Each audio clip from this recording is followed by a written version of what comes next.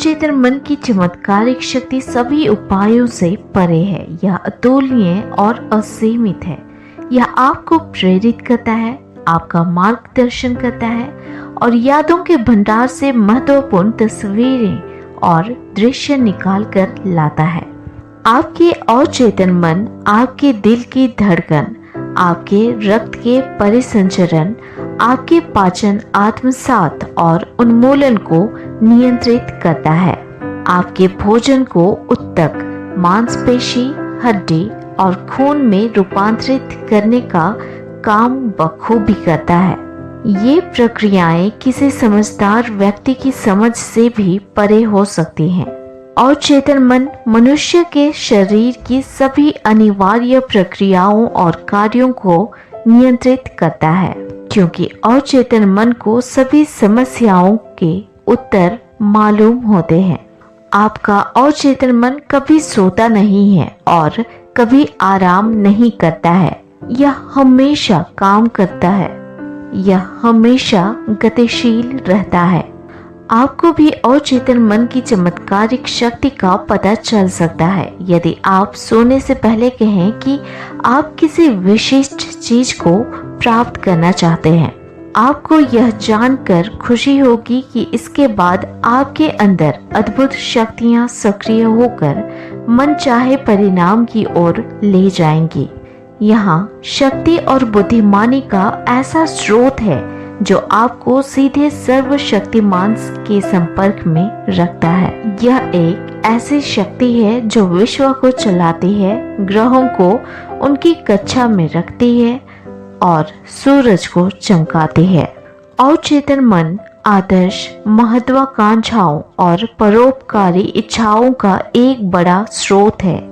आप जो भी अवचेतन मन पर विचार, विश्वास, राय, सिद्धांत उकेरते हैं वे परिस्थितियों, स्थितियों और घटनाओं के रूप में प्रकट हो जाते हैं। आप अंदर जो लिखेंगे उसका बाहर भी वही अनुभव होगा।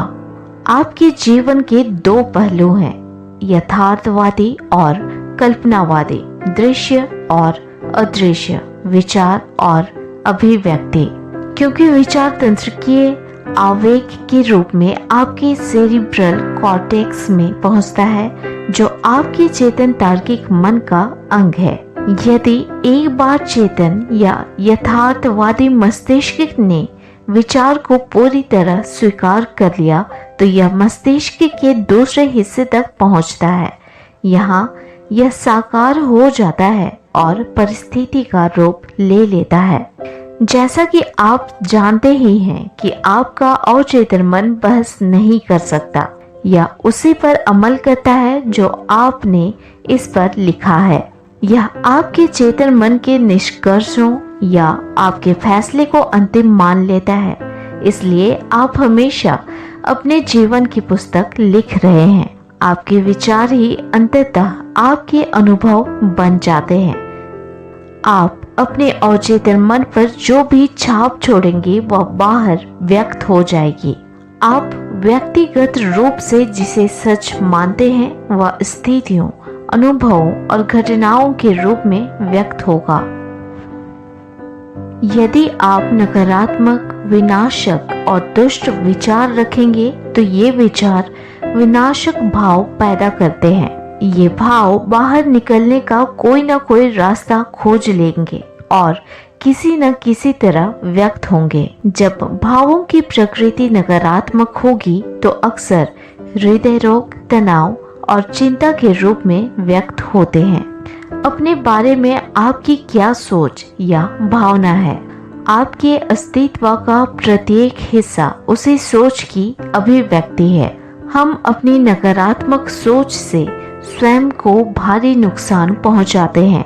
आपने कितनी बार गुस्सा होकर, डरकर, जलकर या बदले की भावना में खुद को नुकसान पहुंचाया है? यदि एक बार ये जहर आपके अवचेतन मन में दाखिल हो जाते हैं तो आप इससे बच नहीं सकते।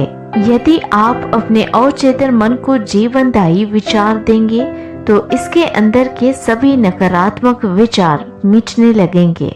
यह काम लगातार करने पर सारा अतीत मिट जाएगा और अवचेतन मन उसे भुला देगा।